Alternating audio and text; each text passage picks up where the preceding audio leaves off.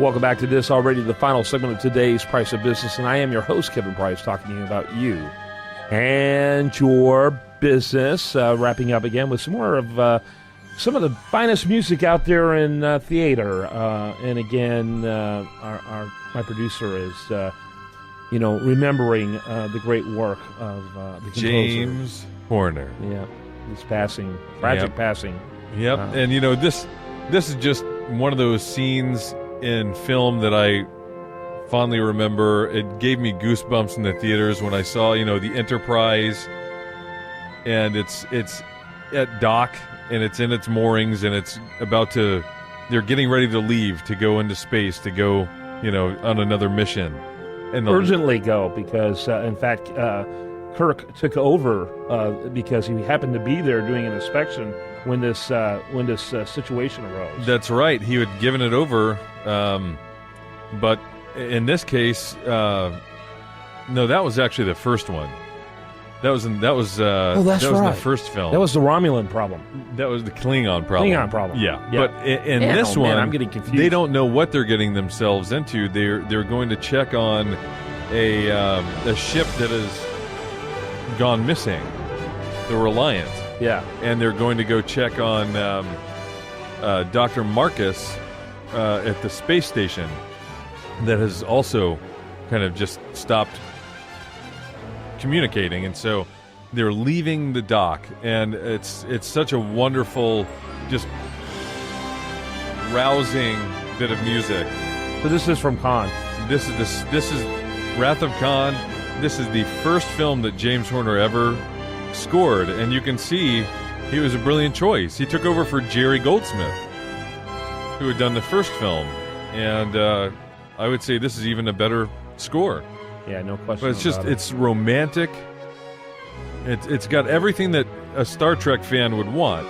When you see those guys in that ship heading off into the space, it's just brilliant. It is. And unfortunately, now it would seem that James Horner has joined Leonard Nimoy and Scotty Doohan and DeForest Kelley, and he's become Stardust himself. So he's boldly gone where no man has gone before. Well, actually, many men have gone before. But this is the guy who said before the segment, "I don't want to go back there anymore." All right. I can't help it. I can't help it. You can't help it. Well, it was a tragedy, and he was a great artist, and they are hard to come by. When you look at the sheer volume of work that he's done, and then you look at the sheer volume of work that John Williams has done, it seems like there's only a couple of people who do 90% of the epic work that was out there. Right. And there's, who will fill this void? Yeah. James Newton Howard, Hans Zimmer gets a lot of work nowadays. They don't have that same romantic gift. John Barry had that romantic gift. Yeah. He did Out of Africa. He did all the James Bond movies for many years. He had that romantic gift Somewhere in Time. But very few composers have that romantic feel like James Horner did.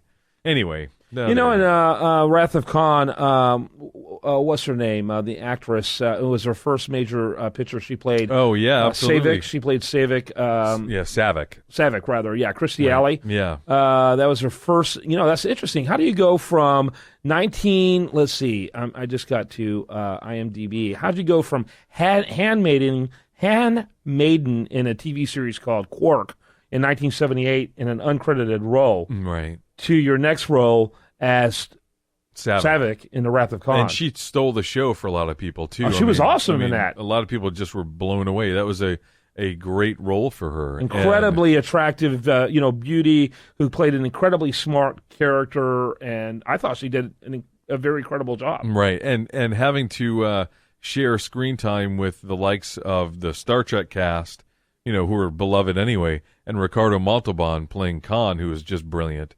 So it's no small feat for her to be so memorable in that role. And she didn't get to reprise the role because she wanted too much money. Yeah. And she so got too big for her britches. They gave it to somebody else in Star Trek 3, and she was terrible. Yeah. I don't even know her name. She was just terrible. Yeah. But anyway, James Horner passed away flying his plane, which was his other passion other than making beautiful music, was flying, and unfortunately he had a terrible, tragic accident. Yeah. So. No question about it. No question about it. John Williams is old now, obviously. Yeah, Does he still produce? He's not doing as much. He'll probably do a couple more, but he's definitely entered his twilight years. He's at 83 or something like that. Something. He's in his 80s. Yeah. His output is going to dwindle, but what a legacy he's got. There's nobody. He's the king of all. Yeah, exactly. Hollywood composition. No question about it. He is, even with this tragic death over the last several days, that guy couldn't even carry Williams' water in terms of total amount of work. Right. Well, and importance of work as well. Yeah. John Williams is the king, and there will never be another John Williams.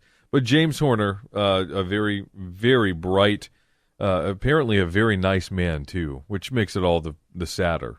Yep.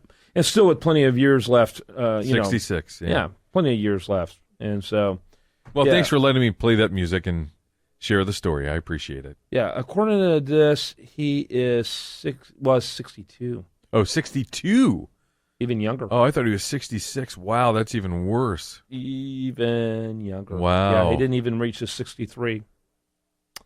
Man, his family's got to be devastated. No question about it. My understanding, he even had young kids, too. Yeah. Or at least a young child. Yeah. Very so, sad. like when Paul Walker died a couple of years ago, that was very tragic, a young life taken. Before their time, it's not good. It's sad. But, it's for a purpose of some sort that we'll have to ask God about later. There you go. Yeah, actually 61. My math was bad. 61.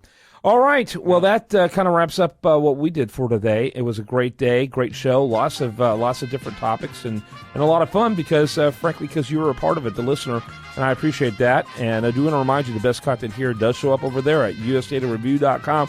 While there, like it on Facebook, follow on Twitter. Have a great day and spend it right here on this station.